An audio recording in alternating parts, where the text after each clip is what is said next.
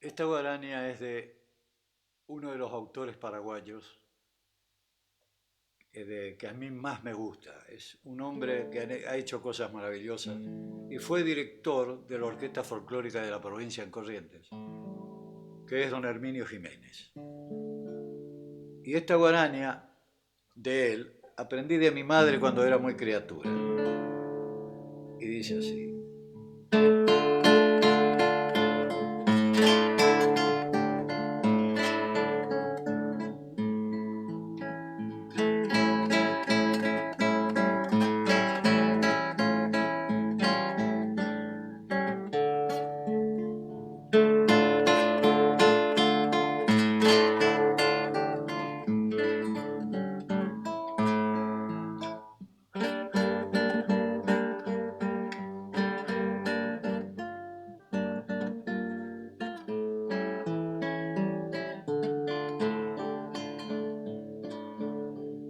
Lejano amor primero de mi niñez, Rogesagaú. Lejano amor sublime, en sueño azul, Mamopareime. Distante queda el recuerdo de aquellas tardes del Monaijo, que acuden a mi memoria como bandadas de Picasso. Recuerdos que queman mi alma, porque hoy es triste Xerecové. Por eso voy entonando mi triste canto guaranieté. Mi lejano amor, ¿dónde hoy estará desde aquel día que me abandonó? Ella no sabrá que sufro en silencio este cruel vacío que al ir me dejó.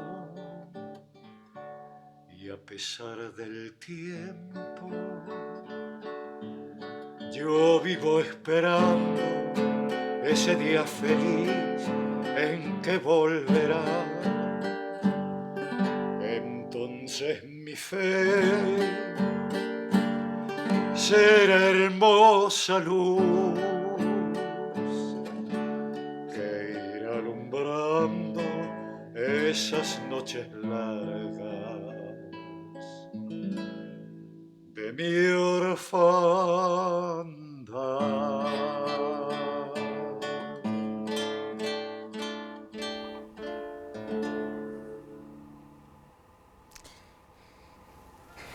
Contando historias, retomando la temática de las bebidas, venidas y las fabricadas, las preparadas en nuestro territorio. Decíamos que el vino venía de España, el Carlón de Benicarló, la zona de Valencia, y el vino para las clases pudientes de La Rioja, España. Se tomaba caña por parte de las clases populares y el vino estaba prohibido fabricarse en las colonias, con los cuales, por lo cual su consumo era caro y el que se producía no era de la calidad por esa prohibición. En Montecaseros, Corrientes, por ejemplo, los italianos que poblaban la zona a comienzos del siglo XIX, fines del siglo XIX, comienzos del XX, hacían sus propios vinos y cuando viene la ley que zonifica la producción en nuestro país, fueron ordenadas la tala de las vides a tal punto que tuvieron que esconder sus vides dentro de los naranjales para poder hacer el vino para el consumo familiar. A tal punto, porque llegaba el ejército y talaba las vides encontradas en las zonas no legalizadas para la producción de vinos. Hablábamos de ese bostoniano que vino a la farmacia La Estrella de las calles de Defensa y Adolfo Alsina en Buenos Aires, farmacia todavía en pie, y que creó la Hesperidina, que la publicitó en 1864 y la largó al mercado y fue un éxito rotundo, a tal punto de que se permitió que las damas disfrutaran de la Hesperidina. Melville Bagley, después famoso por sus galletitas, a tal punto que a comienzos del siglo XX, una galletita cuyo nombre comercial era Lola, cuando los niños se ponían rebeldes, las madres les decían: no hay más Lola. De Bagley, este impulsor, creador, inventor de la Hesperidina. Pero no podía ser menos Rosario, la Chicago argentina. Allí en 1895 nace la bebida que va a oponerse a esas bebidas o a esos licores preferidos por las clases altas. Y entonces allí en 1895 alguien inventa el amargo obrero con una graduación alcohólica inferior, 19% nada más respecto al 35% de esas bebidas espirituosas que tomaban las clases opulentas. Entonces el amargo obrero nace con ese sello inconfundible de los colores rojo y negro del anarquismo, que era esa doctrina que hizo mella e irrumpió multitudinariamente hacia fines del siglo XIX, comienzos del siglo XX, en España, en Alemania, en Inglaterra y en nuestro territorio. Allí están los símbolos de este movimiento, que después pasa a ser esta bebida adoptada por todas las clases populares, a tal punto que era un rito, como marcábamos en programas anteriores, hacer el aperitivo, disfrutar de un amargo obrero a las 11 de la mañana, el vermut, que con un sabor y un color propio irrumpió y triunfó en las clases populares obreras de nuestro país. Pero en Entre Ríos hay una ciudad con historias, y las hay, que es Concepción del Uruguay. Concepción del Uruguay, que allá por 1815, 1820, era conocida como Arroyo de la China, aún circunda a Concepción del Uruguay el Arroyo de la China, y es un barrio importante de la ciudad de Concepción del Uruguay. Allí funcionó el famoso Colegio Nacional de Concepción del Uruguay, que fue realmente cuna de intelectual de grandes valores, políticos destacados en nuestro país.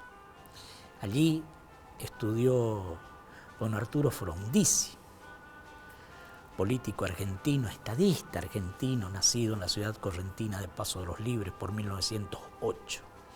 Este colegio había sido dirigido por las famosas maestras norteamericanas traídas por Sarmiento. La que estuvo a cargo de su dirección se opuso a que el mismo fuera devenido en fortificación cuando las guerras civiles, los levantamientos de López Jordán, allá por 1870 y tanto.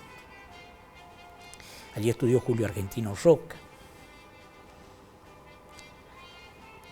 En Concepción del Uruguay se había declarado la independencia en junio de 1815 por parte de la Liga de los Pueblos Libres, bajo el protectorado del protector de los pueblos libres, don José Gervasio de Artigas.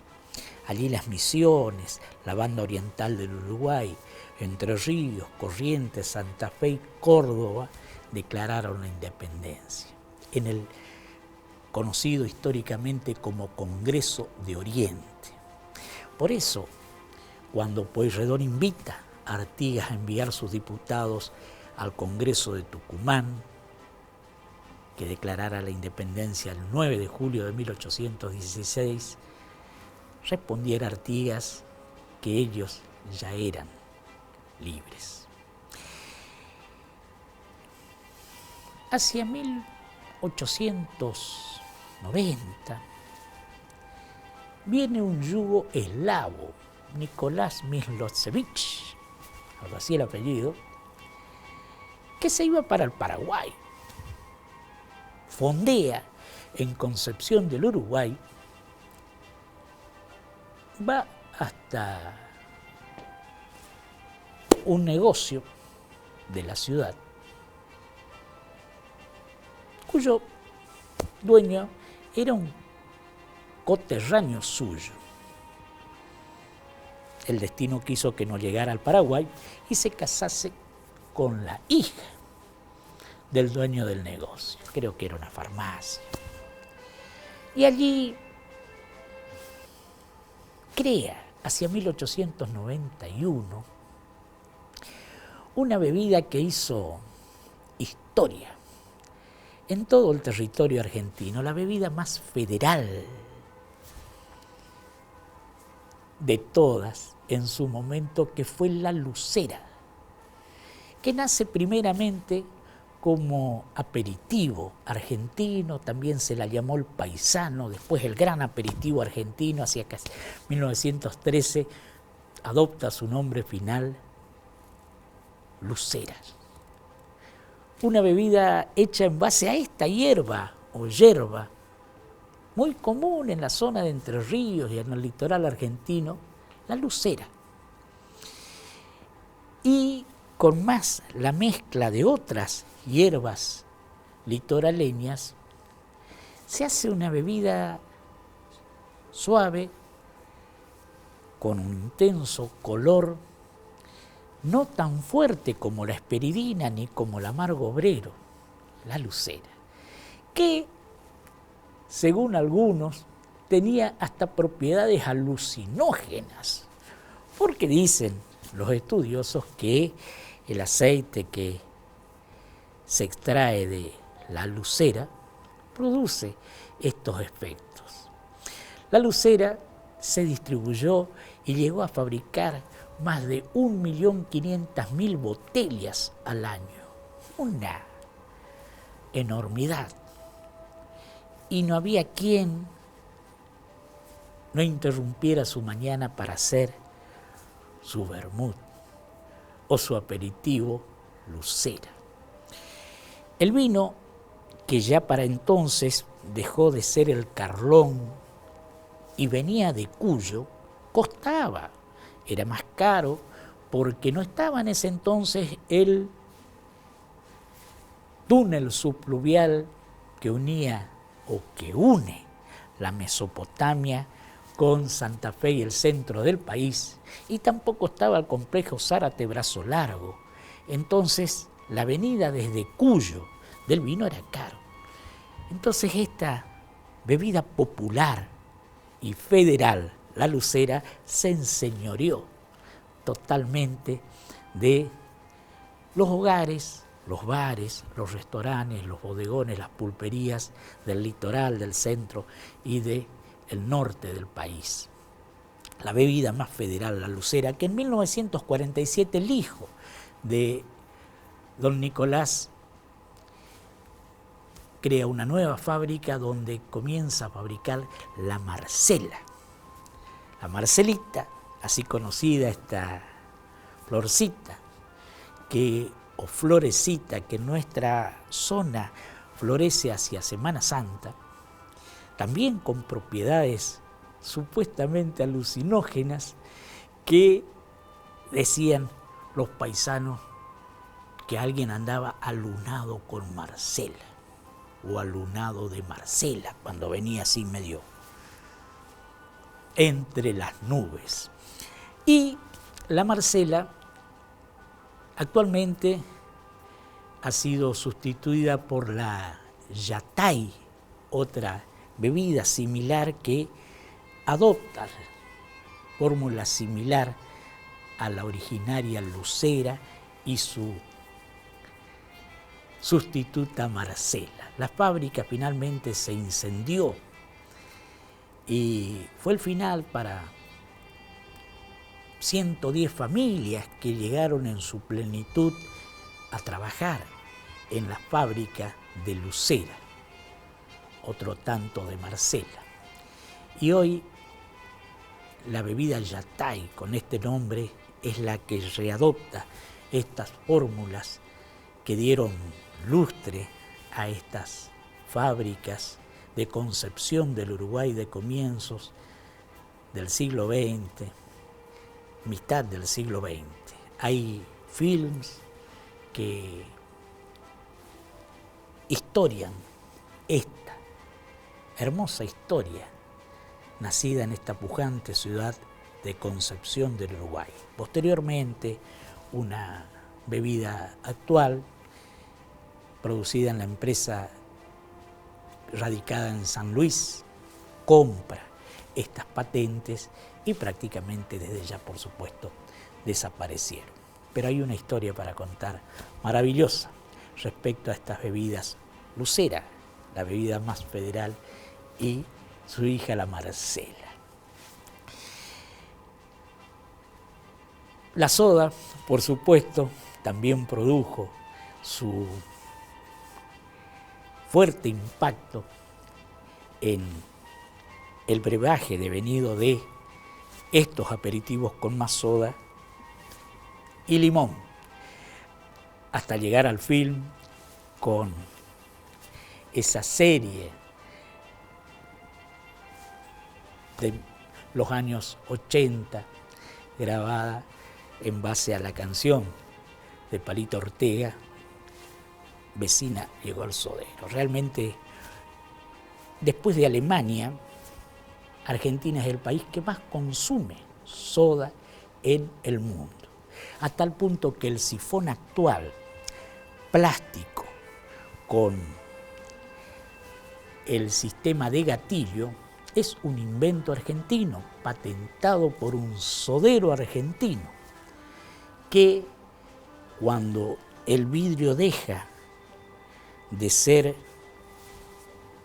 comercializado por los supermercados por la imposibilidad de exponerlo en góndolas y el peligro que significaba su explosión, fue sustituido por la botella plástica con la rosca, la tapa a rosca. Pero la soda dejó de consumirse abruptamente porque al destaparse la rosca prácticamente el gas se evaporaba y dejaba un agua sin gusto. Entonces un argentino inventa, Sodero, este gatillo plástico rebatible que viene cerrado con una tapita en el Pico y que hoy es vendido en todo el mundo. Invento argentino, como la virome, como estas bebidas que terminamos de contar en Contando Historia. Pero vamos a pasar a un tema que realmente es historia. Vamos a irnos al territorio del Chaco, ese territorio enorme que comienza allá en los lindes del Mato Grosso, del grueso pasto, hoy territorio brasileño, y que viene hasta la actual provincia de Santa Fe, en la Argentina, circundado por el río Paraná hacia el este y por los inicios de las sierras hacia el oeste. Ese Chaco septentrional, meridional, austral, un territorio difícil fue durante la colonización española por la prácticamente inexistente o muy difícil presencia del vital elemento del agua en su parte interior. Y allí estaban estas maravillosas naciones, los avipones, los guaycurúes, los con, huichí, mocoy,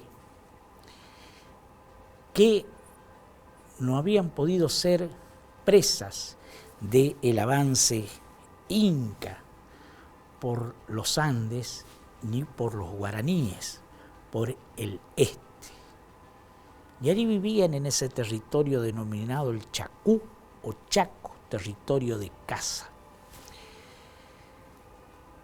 Hacia el año 1585 se establece o se funda la concepción de la Nueva o de la Buena Esperanza, una ciudad, así se las denominaba, que trataba de ser el camino entre la Asunción, Buenos Aires, Corrientes, la Asunción y el Alto Perú, para llegar hasta las minas de plata del Potosí y al Perú, a la Lima. Concepción de la Buena Esperanza, fundada por el sobrino del fundador de Corrientes, fundada en esa misma línea fundacional venida desde Asunción, que fundara la segunda Buenos Aires, Santa Fe de la Veracruz y San Juan de Vera, de las 7 Corrientes. Y queda ahora, recién en el siglo XX se pudieron encontrar los restos de esta ciudad, que duró hasta 1632, donde asolada por las poblaciones aborígenes en defensa de su territorio, debió ser evacuada hasta la ciudad de Corrientes. Y 2 de sus reducciones colindantes, Mátara y Huácara. Ustedes, los nombres les serán recordados en esa canción Antiguo Dueño de las Flechas, de el historiador don Félix Luna y música de Ariel Ramírez. Vamos a contar en nuestra Contando Historia esta ardua historia del Chaco. Esta guarania es de uno de los autores paraguayos que a mí más me gusta. Es un hombre que ha hecho cosas maravillosas y fue director de la Orquesta Folclórica de la Provincia en Corrientes, que es don Herminio Jiménez. Y esta guarania de él aprendí de mi madre cuando era muy criatura. Y dice así.